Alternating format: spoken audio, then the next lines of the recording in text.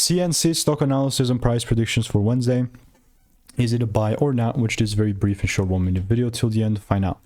So I've been just looking at Centene Corporation, Centene Corporation, whatever you want to pronounce it. It's sort of going down. You know what I mean? Like, it's going down quite hefty. I myself, having done well over 45,000 videos and 5 years of experience, I've seen what's working for me and what's not. And like generally speaking, bro, this is just one heck of a bearish market. I'll just do this. The likelihood that it still keeps going down is still high. You know what I mean? And my bearish range is still going to be the exact same range. But Mr. Sicko, when would this be a buy for you? Well, if it starts breaking above $28, then yeah, sure. But right now, it's not there yet. So that's how things are looking like for me. Let me know what is your opinion. And if you want to get free money-making emails and insights, click the first link in the description. I will continue to keep you updated. Goodbye.